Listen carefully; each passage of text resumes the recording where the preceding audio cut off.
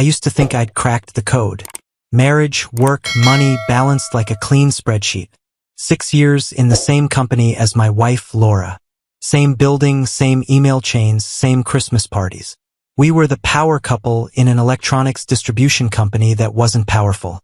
So it didn't take much to shine. People bought the story. So did I. The Grand Meridian Hotel made it easy to believe in pretty lies. Chandeliers hanging like they were scared of gravity. Gold trim on everything. Waiters floating around with trays of champagne that never seemed to empty. The kind of place companies booked once a year so middle management could feel expensive for an evening. Laura fit right in. Navy dress, low back, clean lines. I told her she looked incredible when we left the house. I told her again in the elevator. I told her again when we checked our coats. I don't know who I was trying to convince, her or myself. We did the circuit. Handshakes with logistics, laughs with sales. I bragged like a well-trained husband. How she'd landed the last batch of European clients, how she kept her team's numbers clean, how we made a good team. People nodded and smiled and looked at us the way you look at a framed stock photo that comes with the picture frame. She drifted toward marketing, where the loud laughter always was. I watched her from across the ballroom, head tilted back, hand on someone's arm. That easy smile she wore like jewelry. Felt natural, comfortable. I grabbed another glass of champagne and told myself this is what winning looked like. Then I looked again, and the navy dress was gone. No big deal at first. People move. I did a slow scan of the room, dance floor, bar, dessert table crowded with people pretending they didn't normally eat sugar. Nothing. Just sequins, suits, and a DJ who thought volume was a personality. I did a casual lap, said hi to a couple from purchasing, laughed at a joke I didn't hear, checked the corners, the high-top tables near the windows. No Laura. Probably the restroom, I told myself, because that's what husbands say when their stomach doesn't yet have permission to drop. I stepped out by the smoker's area. Cold air. Someone laughing too loud. A guy from warehouse logistics trying not to cough his lungs out. No navy dress. No familiar profile. Hallway. Conference rooms. Past the coat check. I even walked up to the front desk and asked if anyone had seen a woman in a navy dress come through. The clerk smiled politely and said the kind of thing people say when they haven't been paying attention. By the time I circled back toward the ballroom, the champagne in my hand tasted flat. The music felt too bright, too fake. There was a small, quiet space opening in my chest, and I didn't have a name for it yet. That's when I saw her. She came out of a side corridor, not the main one leading to the restrooms. Hair not party messy, but wrecked. Lipstick gone like it had never existed. Makeup smudged under her eyes. And underneath all of that, a cologne that wasn't mine, thick and sharp, like it had been pressed into her. Our eyes met. Her hand flew to her hair like she could rewind it back into place. Hey, she said, too bright. Sorry, the line in the restroom was insane. And I think I overdid it on the champagne. I heard my own voice from somewhere outside my body, smooth and automatic. Yeah? Are you good? She laughed. That high, airy laugh I'd heard 100 times. Yeah. I just needed a minute. I'm fine now. I nodded like I believed her. I didn't ask why her lipstick had vanished in 20 minutes.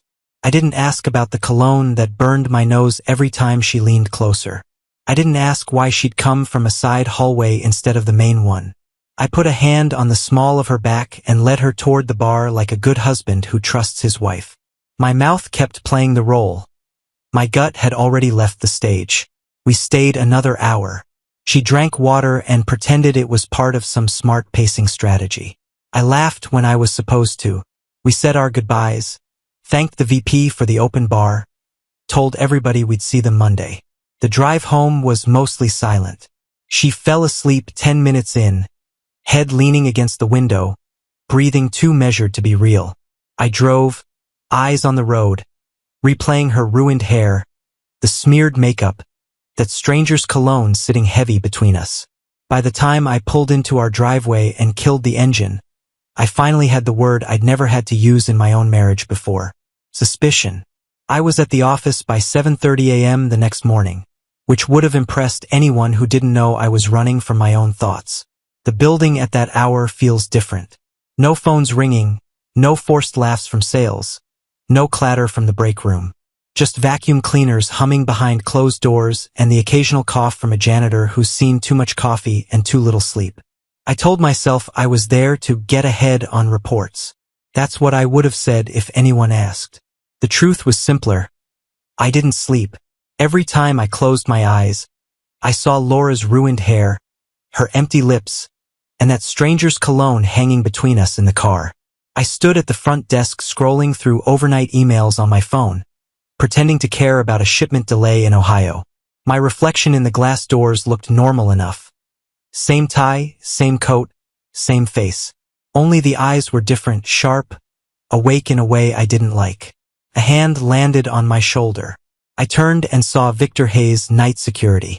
Late 50s, heavy-set, always with that slow, respectful nod. We talked a lot over the years, sports, weather, the insanity of corporate memos. He treated me like a decent man. I tried to earn it. "Morning, Mr. Mitchell," he said, voice low. "Morning, Victor." My tone was steady. No reason for it not to be. "Are you just heading out?" He didn't answer right away. His eyes dropped to his hand, where a small black flash drive sat between his thumb and forefinger. That's when the air changed. "I don't usually get involved in people's business," he said, shifting his weight. "Not my place." I didn't say anything, just watched the drive. "But you've always treated me with respect. Straight. Fair." His jaw tightened. "And after last night, I just couldn't keep this to myself." He held out the flash drive. My stomach turned to concrete. My hand, when I reached for it, was rock steady. "What is it?" I asked. "Security footage from the 12th floor," he said. "From the party. Hallway by the conference rooms." He exhaled, like every word weighed something. "You should see it before anybody else does." There it was, the universe handing me proof I hadn't asked for, wrapped up in plastic and silence. "Has anybody else seen it?" I asked. He shook his head. "No, sir. I pulled it myself. Copied the segments. Deleted the flags so nobody takes a closer look unless they're really digging." I slipped the drive into my pocket like it was nothing more than a spare key. "Thank you," I said. He looked at me for a long second, like he wanted to say more, like he wanted to apologize on behalf of the entire male gender. Instead, he just nodded, patted my shoulder once, and walked toward the exit, his shift finally over. I went straight to my office. The door was closed. Lock clicked. Lights on. Blinds half open so it didn't look suspicious from the hallway. I sat down, pulled the flash drive out, and stared at it for 3 breaths. This was the line. Before I plugged it in, something could still be in my head. After, it would be whatever it was. No going back. I slid it into the USB port. The computer recognized it with a cheerful little chime that felt obscene. A folder popped up. 3 video files, labeled with timestamps from the night before. I double-clicked the first one. Grainy hallway footage, timestamp in the corner. The camera pointed at the 12th floor corridor outside the meeting rooms. After a few seconds, 2 figures stepped into frame. Laura, in the navy dress, and Brad Henderson, my regional director, my boss. His hand was already on her waist like it belonged there. She glanced up and down the hallway. He smiled, that practiced executive smile I'd seen him use on clients and board members. Then he swiped his badge. The door to an empty meeting room unlocked. They slipped inside together. The door shut. The timer in the corner kept counting. I didn't move for a while. The screen showed an empty hallway, frozen on the closed meeting room door. Time stamp in the corner. The seconds rolled forward like they were daring me to keep watching. I clicked open the second file. Same angle, later time. For a few seconds, nothing. Just a boring corridor in a building where nothing exciting was ever supposed to happen. Then the meeting room door opened. Brad stepped out first. Tie crooked, shirt untucked just enough to be noticeable. He smoothed his tie, ran a hand through his hair, and smiled to himself. This relaxed, self-satisfied little grin I'd seen after good quarterly reports.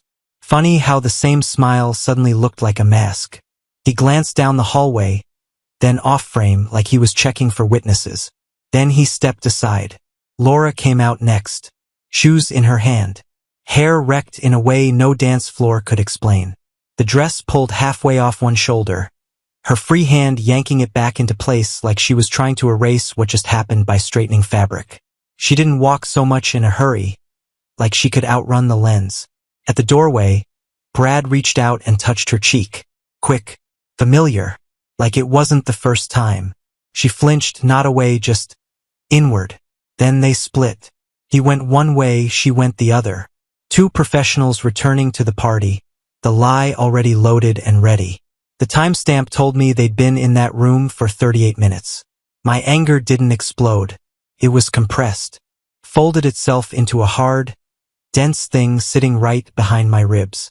I watched the rest of the clip. The hallway went back to empty. A cleaner rolled a cart past.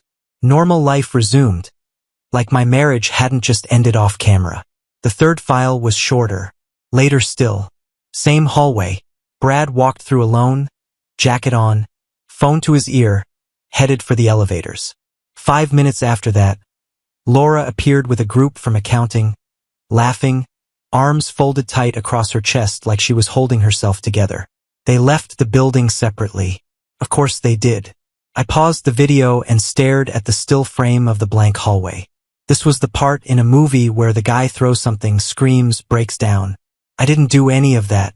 I just felt clear, cold, like someone had finally turned the lights on and there was no point pretending I didn't see the mess. I picked up my phone and dialed Victor. He answered on the second ring. Victor Hayes.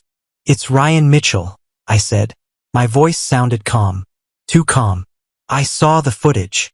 Silence on the line. Then a quiet, pained, I'm sorry, sir. I need one more thing, I said. Weekend entry logs. Keycard records. Specifically for Laura Mitchell and Brad Henderson. He didn't ask why. Men like him don't ask questions when they already know the answers. I already checked, he said after a beat. Figured you might want to know before. Nothing else happened. My hand tightened around the phone. Tell me, he exhaled slowly. Every Saturday since July. By 9 a.m., sometimes earlier. Different excuses logged. Project work, client prep, end of quarter cleanup. Always them. Sometimes together. Sometimes 10, 15 minutes apart. He paused. Stay anywhere from an hour to 3. I looked back at the frozen image of the hallway on my monitor. The door, the empty carpet, the camera that had seen more of my marriage than I had. This didn't start last night, I said. No, sir, Victor said quietly. It didn't. I thanked him and hung up. I stopped calling it a mistake right then. It wasn't a bad decision. It wasn't a drunk slip. It wasn't a one-time lapse. It was a pattern, a schedule, a second life built neatly inside mine, running every Saturday at 9 a.m. while I thought she was getting ahead on work. And now that I could see it for what it was, I knew exactly what needed to happen next. I didn't go home that night to talk. I went home to present evidence. The living room looked exactly like it always did. Same couch, same TV, same framed vacation photo from 3 summers ago where we pretended we were perfect. Laura walked in from the kitchen with a glass of water, hair in a loose tie, comfy clothes on. Wife mode. Hey, she said lightly. How was your day? Sit down, I said. Something in my voice made her pause. Her eyes searched my face for a clue. She didn't find one. She sat on the far end of the couch. I hooked my laptop up to the TV. No small talk. No warm-up. HDMI cable, 1 click, desktop on screen. Ryan? She asked. What are you doing?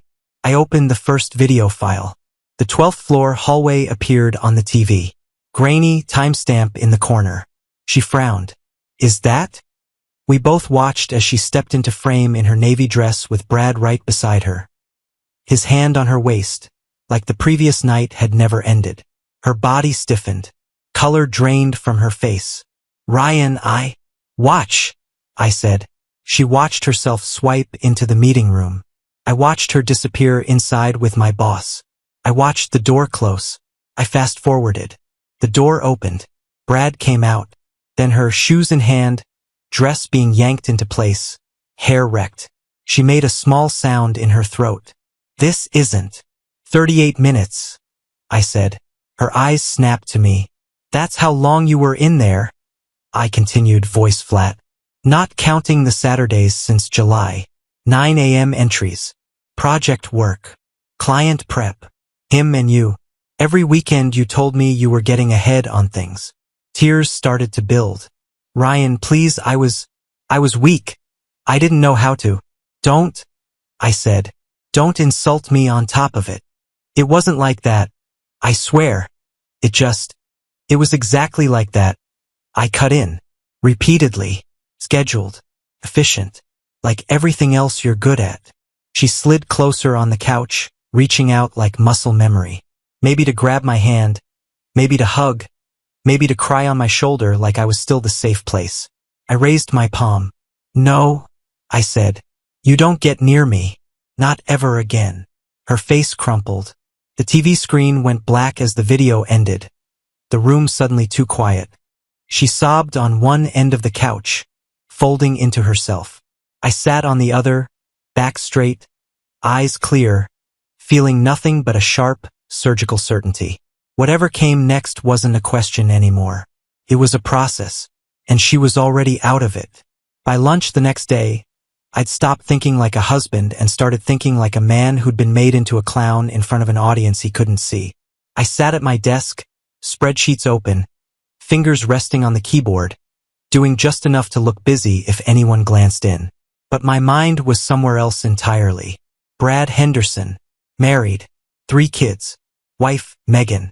I'd heard the basics over the years: school fundraisers, soccer games, her being a family law attorney. It was all background noise back then. Now it was leverage. And it wasn't just mine.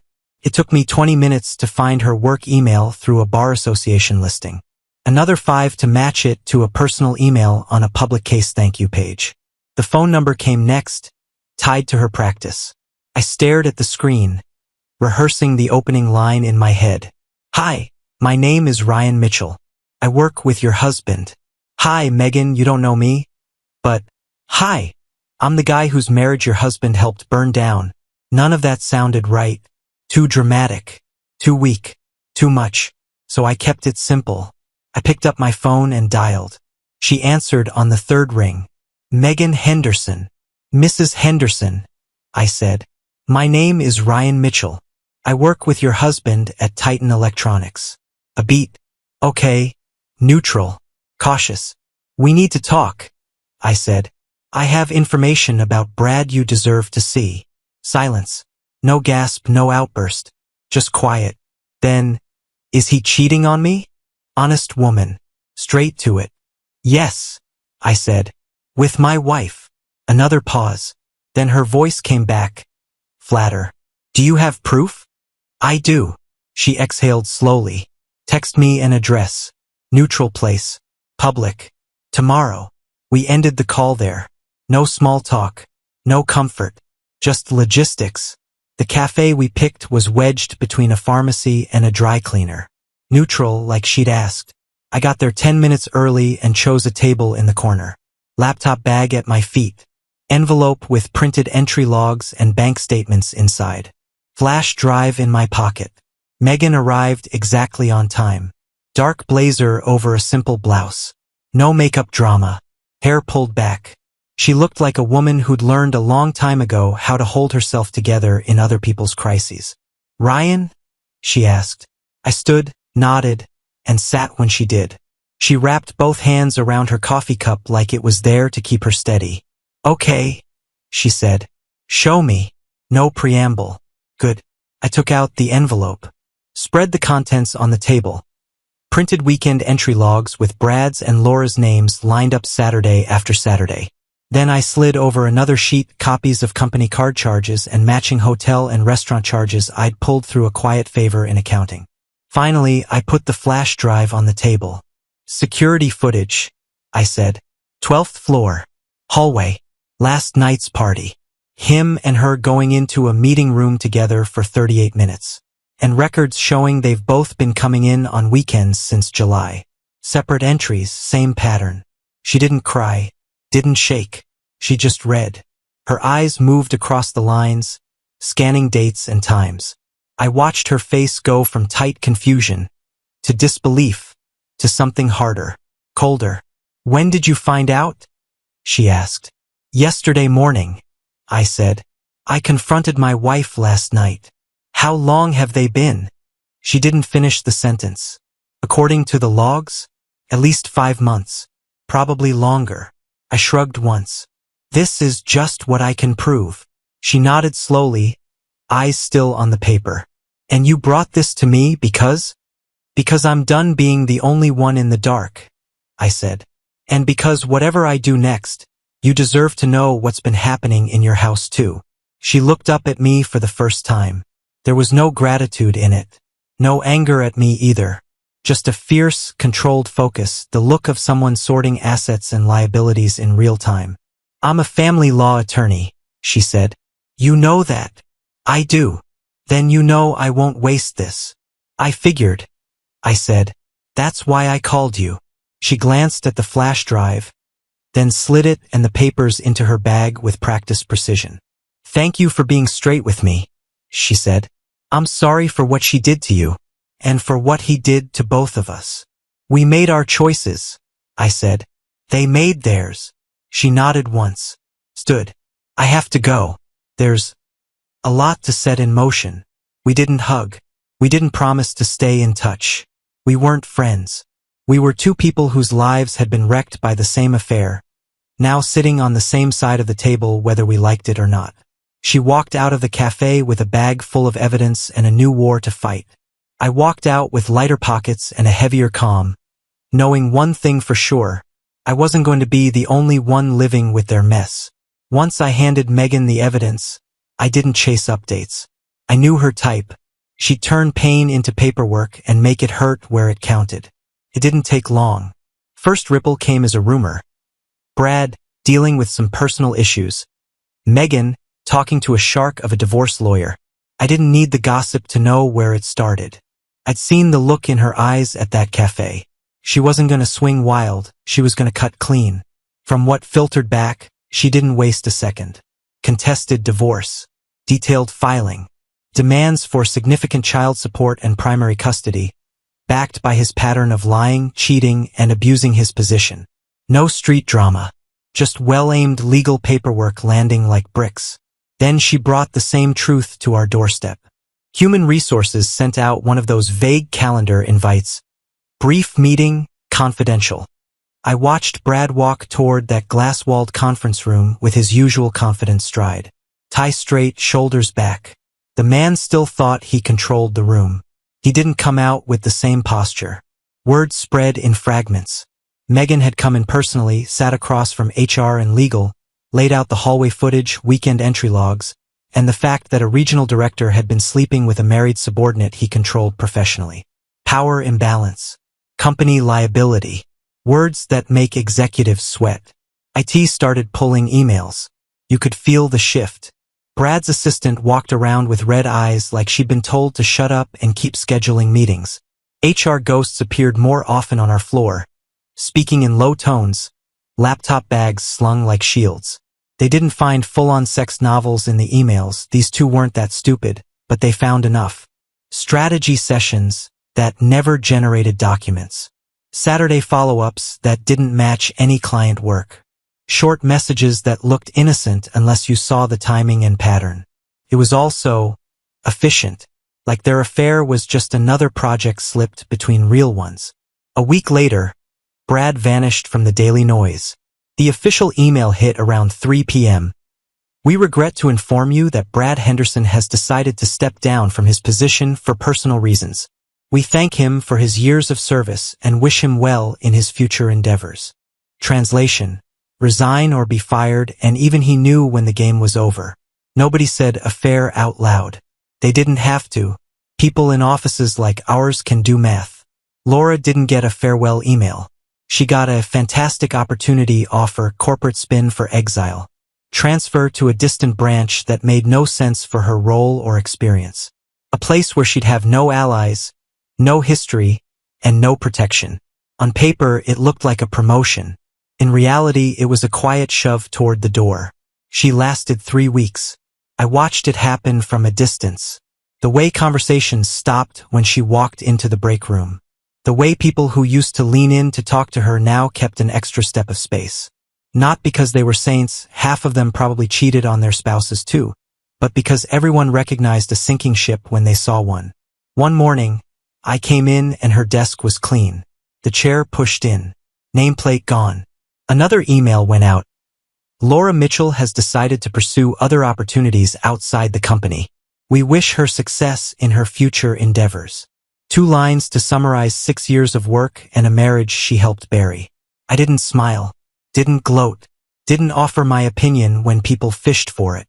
I came in every day, did my job, hit my numbers, answered emails, led meetings, went home to a house that was getting quieter by design. The storm I'd helped start tore through their lives. Marriage collapsing, job lost, reputation burned, but it barely touched mine on the surface. That was the strange thing about doing it this way. No shouting match in the lobby. No fists, no broken glass, no viral video of a man losing his mind. Just evidence, consequences, and 2 people learning the hard way that what they did in locked rooms didn't stay there forever. They lost their illusions, their comfort, their carefully managed images. I lost a liar I'd mistaken for a partner. Felt like an upgrade. By the time the divorce papers hit the table, my marriage wasn't dying. It was already dead. We were just sorting the leftovers. We sat across from each other in a lawyer's conference room that smelled like old coffee and printer ink. Not husband and wife, just 2 names on a file. Her on one side with a tight-faced junior attorney. Me on the other with a guy who'd seen this 1,000 times and stopped pretending it was tragic. Adultery makes things simple. No kids. No custody. Just a house, a car, and money stacked in joint accounts built on years where I thought we were on the same team. My lawyer went through it like a checklist. Given Mrs. Mitchell's documented fault, he said calmly, my client will retain the marital home, the primary vehicle, and the majority of the joint savings. Mrs. Mitchell will keep her personal vehicle and agreed-upon portion of liquid assets. Retirement accounts will be split per statute. Laura stared at the table. Red-rimmed eyes. Makeup on, but not the kind she used to put on for work. This was war paint that had already run. Her attorney shifted. We feel this division is. She's lucky we're not asking for the house to be sold and fees to be covered. My lawyer replied. Given the evidence, this is more than fair. Evidence. Screenshots. Logs. Footage. Words that had replaced things like trust and love. Minutes later, it was done. Laura signed her name with a shaky hand. I signed mine with a steady one. No speeches. No last plea. Just ink and silence. Outside, in the parking lot, the air felt thinner. Lighter. The weeks that followed weren't dramatic. I dropped weight without trying. I started lifting again. Growing a beard she'd always told me to shave because it made me look too serious. Kept it. Work noticed. Numbers stayed strong. And with Brad gone, there was a hole to fill. Senior management offer. Bigger paycheck. Corner office with glass walls and a view of a city that hadn't changed just because my life had. I didn't see it as some revenge victory lap. It was just proof of one thing. I could still build. Still lead. Still moving forward. I just wouldn't be dragging dead weight with me anymore. It didn't happen on some meaningful date or poetic anniversary. It was a random Saturday in a part of town that didn't know my history. I'd sold the house a few months after the divorce. Too many memories baked into the walls. Too many nights spent staring at the same ceiling where I used to think I was lucky. I moved to a smaller place closer to the office. Clean. Quiet. Mine. The supermarket near my new apartment became part of the routine. Same aisles. Same worn-down carts. Same cashier who called everyone Han. I was in the produce section, weighing apples in my hand, thinking about nothing more important than whether they were too bruised. Then that old, buried instinct fired. Not a sound. Not a smell. Just a presence your body remembers before your brain catches up. I glanced down the next aisle. Laura. Thinner. Paler. Hair pulled back in a way that looked more like, I gave up, Then I chose this style. No blazer, no heels, no polished corporate armor. Just basic jeans, a faded sweater, and cheap sneakers. Her cart held store-brand cereal, generic pasta, and discount canned soup. None of the premium labels she used to toss in without looking at the price. Our eyes met. Time didn't slow down. My heart didn't race. The world didn't tilt. She just looked smaller. Her mouth opened like it was running on an old script. I could almost hear the first syllable of my name forming. See the apology or small talk or desperate bid for connection loading behind her eyes. I didn't give her the chance. I put the apples into my cart, turned my wheels. I walked away, didn't speed up, didn't look back.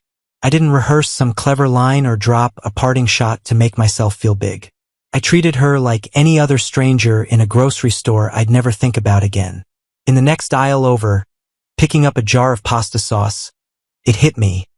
Not like a punch, but like a quiet answer. I didn't want her back. I didn't want her apology. I didn't even want her to hurt. I just didn't care. Indifference. Clean, steady, solid. Better than revenge. Better than fantasy. Better than any scene where she begs and I slam the door. I'd already closed the door a long time ago. The rest was just walking on. It ended the way most things really end in life. Not with a speech. Not with a big scene. With a text. It was a Monday. Late morning. I was in my new office, door half open, reviewing quarterly reports and answering emails. Just another workday in the same company where everything had blown up and then settled. My phone buzzed on the desk. Unknown number at first glance. Then I recognized it. Victor. Message. Saw the news, Mr. Mitchell. Brad Henderson was arrested yesterday for drunk driving. Third offense. Thought you'd want to know. I stared at the screen for a few seconds. Somewhere out there, the man who'd been my boss, who'd thought he was untouchable, who'd treated his life like a game with no rules, was sitting in a cell or a holding room, facing down a record that wouldn't wash off. Then I waited for it. The flash of satisfaction. The cheap thrill. The serves him right. It didn't show up. There was no anger left.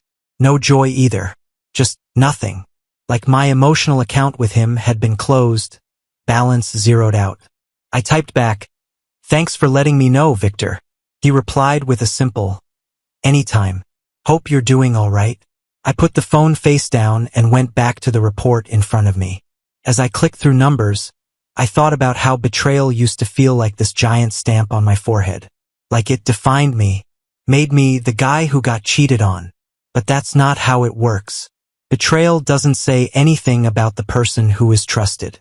It just exposes the one who broke it. Their lack of discipline. Their lack of character. Their need to lie to feel powerful.